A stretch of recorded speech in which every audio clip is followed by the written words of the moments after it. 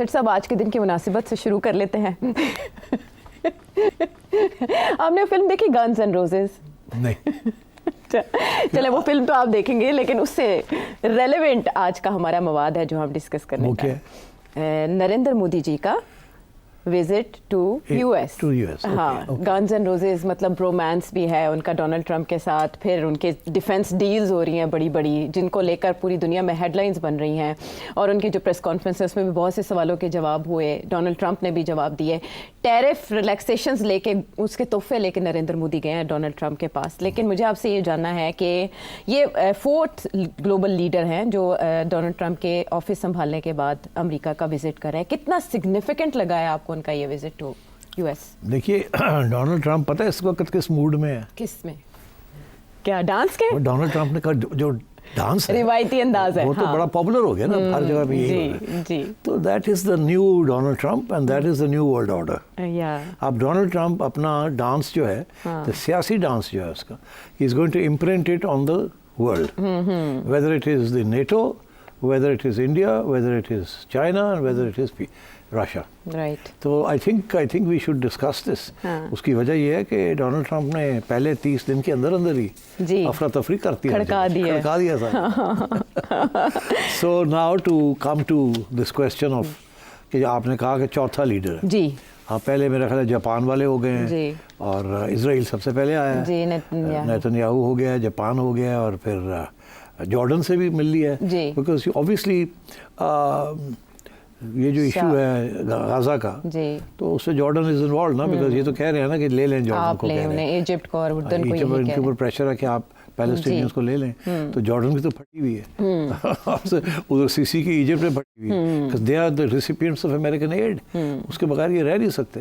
तो अब उधर से ये कह रहा है कि बंदे रखे आप, और गाजा को मैंने अब नया एक सीज रिजॉर्ट बनाना, रिवैम्प करना है, और उधर तो पैलेस्टीनियंस को अब रखना नहीं है हमने। तो मतलब है कि अच्छे खासे उसने जो है shaken up everything, the existing status को in the region and in the world. तो अब लेट्स फर्स्ट डिस्कस इंडिया में। इंडिया में ये है कि हमें ये तो पता है कि इंडिया की एक पार्टनरशिप है विद द यूनाइटेड स्टेट्स, वो क्वाड के अंदर है ना इंडिया, और साउथ चाइना सी के अंदर जो भी ये जो Australia, Japan, India and America जो कुछ कर रहे हैं वहाँ, इज पार्ट ऑफ इट, और China of course is India's big problem, और वो भी अमेरिका का भी प्रॉब्लम है बहुत बड़ा। सो नरेंद्र मोदी का वहाँ जाना, और आपने पहले ही ये बता दिया कि जाने से पहले उसने कोई छोटी मोटी, जैसे कहते हैं ना बड़े गॉड को कोई ऑफरिंग्स करते हैं ना, दाने डाले, हाँ हाँ, गॉड्स के आगे सैक्रिफाइसेस करते हैं ना थोड़ी सी।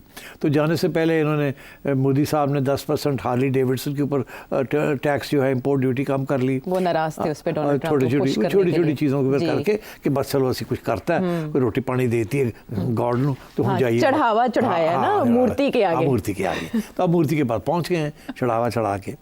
उधर से मूर्ति जो है वो कहती है कि अपनी जगह पे सारी बात ठीक है, मगर अब तो ऐसे ही होगा कि 2-3 चीज़ें आपको करनी पड़ेंगी। एक तो ये कि वो डोनाल्ड ट्रंप कहता है कि इंडिया का जो टैरिफ बैरियर है is the highest in the world. मुंह पे कह दिया उन्होंने, मुंह पे कह दिया, स्पीच के अंदर कह दिया, और वो सुन रहा है वहाँ मोदी। तो एक तरफ मोदी कहता है I am MIGA, make India great again, वो कहता है MAGA, मैगा, मीगा, वो मैगा कर रहा है, ये कहता है मैं मीगा पे आ गया। तो अब नरेंद्र मोदी को सुनना पड़ा ना कि अब आपका जो ट्रेड बैलेंस है, सबसे पहले तो उसने यहाँ से शुरू की ना बात, उसने कहा जी कि इंडिया और अमेरिका जो है जो तजारत करते हैं वो 190 अरब डॉलर की तजारत है, जिसमें से 120 अरब डॉलर की एक्सपोर्ट है इंडिया की टू अमेरिका, और 70 अरब डॉलर की अमेरिका की एक्सपोर्ट है टू इंडिया। अच्छा। और जो ट्रेड डिफिसिट है वो 51 अरब डॉलर के करीब है। अच्छा। इंडिया का फ़ायदा उसका। वो कहता है इन्हें तो साफ़ करो ना, पहले ट्रेड बैरियर्स कम करो, नहीं तो हम भी उतने लगाएंगे जितने आपने हमारे रेसिप्रोकल। और यही वो सब दुनिया को यही पैगाम दे रहा है कि जो साढ़े ना करोगे ऐसी भी तोड़ना वही कराएंगे। चाइना को भी यही पैगाम है, इंडिया को भी यही पैगाम है, पर इसके अलावा भी इंडिया को एक पैगाम है, और इंडिया ज़ाहिर है can't afford to do that. और ये ट्रेड डिफिसिट, इसी के ऊपर तो foreign exchange reserves India build करता है, and so on and so forth. पहली बात। दूसरी बात ये है कि उसने ये कहा है कि हमारी जो एक्सपोर्ट्स हैं, अब हमारे से हथियार ख़रीदो तुम, मिलिट्री के ऊपर ज़्यादा जोर है अमेरिकन एक्सपोर्ट्स के ऊपर, मिलिट्री टेक्नोलॉजी के ऊपर ज़्यादा जोर है।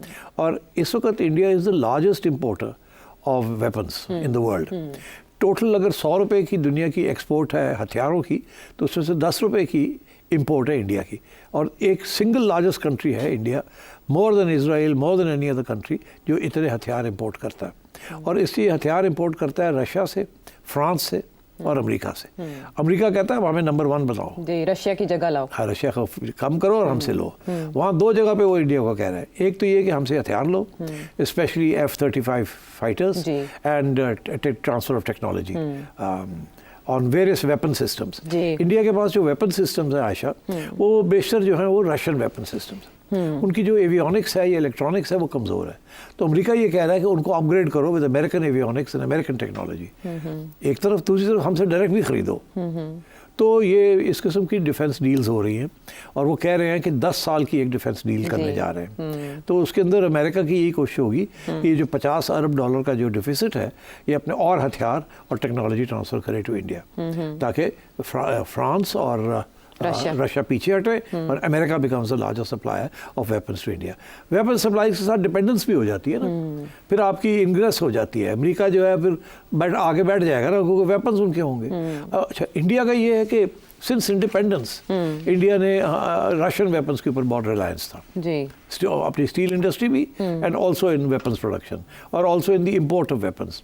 मिग जहाज ये वो सारा कुछ रशिया से आया था, जहाँ हम जो थे अब सारा कुछ अमेरिका से ले रहे थे। अच्छा, अब बात यह कि इंडिया ने जो किया रशिया के साथ, वो इंडिया ने ट्रांसफ़र ऑफ टेक्नोलॉजी भी कर लिया कि जी हम ख़रीदेंगे आपसे, मगर ख़ुद उसके बाद आहिस्ता आहिस्ता ख़ुद बनाने शुरू करेंगे और आप हमारी हेल्प करेंगे। अच्छा। हमने अमेरिका के साथ ये नहीं किया। हमने कहा जी भेजी जाओ, असली नहीं बनाना तुसी भेजी जाओ।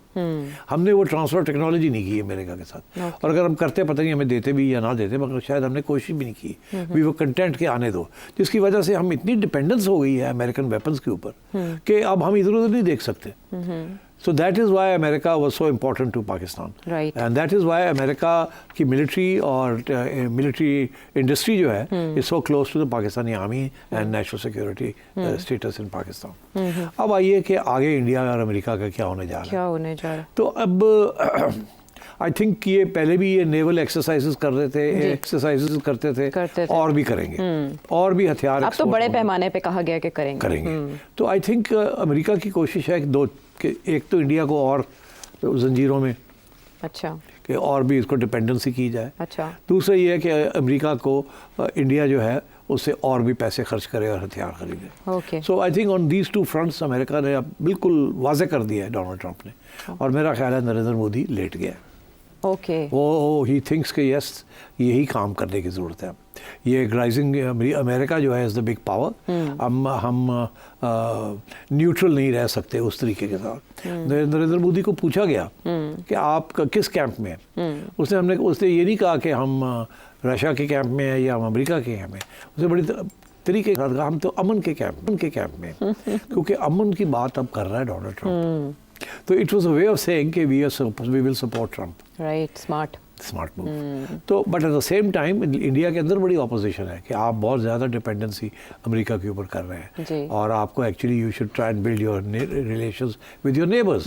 वो आपके इतने हथियार लेके इंडिया करेगा क्या यही सवाल है मेरा कि वो क्या करेगा? आर्मी लेके करेगा क्या? चाइना पे नजर रखेगा? चाइना के साथ लड़ नहीं सकता, पाकिस्तान के साथ लड़ नहीं सकता। 2 वजह। चाइना के साथ तो लड़ नहीं सकता, वो तो मिलिट्री सुपेरियरिटी जो इंडिया पाकिस्तान की है वो चाइना इंडिया की है, तो कन्वेंशनली तो नहीं लड़ सकता। ओके। तो हमारे साथ कन्वेंशनली लड़ सकता है, मगर हम नहीं लड़ते कन्वेंशनली। तो हम जब भी वो स्टेज आती है जहाँ इंडिया की कन्वेंशनल मिलिट्री माइट वो हमें डोमिनेट करने की कोशिश करती है या ओवरवेलम करने की कोशिश करती है, हावी होने की कोशिश करती है, हम अपने न्यूक्लियर वेपन जो है ना टक टक टक टक करना शुरू कर देते हैं। कटो जी, थोड़ा हवा लगाओ, थोड़ी देर मिट्टी शिट्टी हटाओ, इंडिया को पता लगे कैसी तैयारी करने में। तो इसलिए आई थिंक इंडिया की जो सारी मिलिट्री स्ट्रैटेजी है ना, I think it's flawed. India अगर वो अपने गरीबों के ऊपर और अपने सोशल सेक्टर के ऊपर काम करें तो they would be better off. मगर ये जो उनकी है ना ऑब्सेशन कि we want to be a great military power, इस रीजन के अंदर जहाँ चाइना बैठा हुआ है एक तरफ, आप नहीं बन सकते बिगर मिलिट्री पावर देन चाइना। दूसरी तरफ पाकिस्तान बैठा हुआ है न्यूक्लियर वेपन लेके। आप पाकिस्तान को मिलिटरीली डोमिनेट नहीं कर सकते because we have a nuclear weapon. तो फिर व्हाट इज द गेम?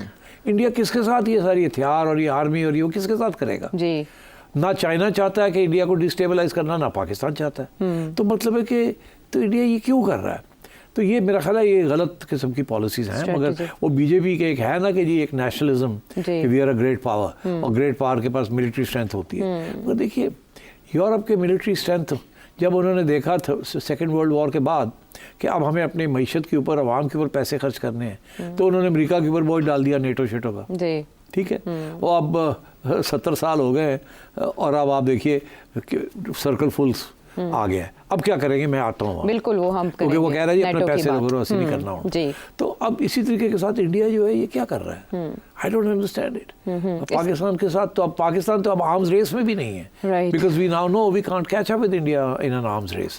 तो हमने तो इसीलिए न्यूक्लियर डिटरेंस रखा हुआ है और मिनिमल किस्म की हमारी स्पेंडिंग है जिसके साथ, और ज़्यादा चाइना के साथ। अमेरिका से तो हमें स्पेयर पार्ट्स नहीं देता अमेरिका, हम तो कैनिबलाइज कर रहे हैं। बड़ी मुश्किल से हमें कुछ चीज़ें मिलती हैं इधर उधर से। तो आई थिंक नरेंद्र मोदी जो है वो ही wants to make India a great military power. मगर मैं समझता हूँ ये रीजन के अंदर ग्रेट मिलिट्री पावर की स्कोप नहीं है।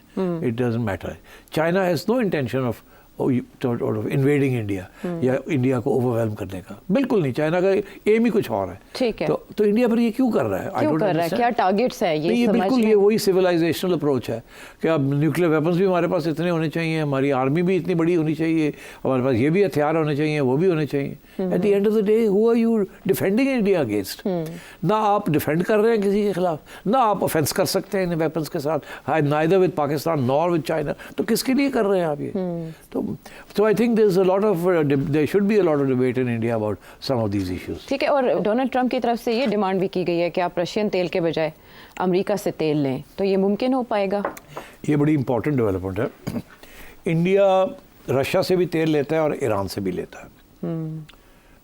ठीक, ईरान के ऊपर अमेरिका ने एम्बार्गो लगाया हुआ है, मगर उसके बावजूद इंडिया ईरान से तेल लेता है और वो ईरान के लिए बहुत इम्पोर्टेंट है। ईरान के बहुत सारे सैंक्शंस लगे हैं। हम नहीं लेते ईरान से, नहीं ले सकते। हम लेना चाहते हैं, हम नहीं ले सकते। वो डब्बे ਦੇ ਵਿੱਚ स्मगल होता है, तो देखे ना आपने? हाँ, बोतलों में, डब्बों में, कैंस में।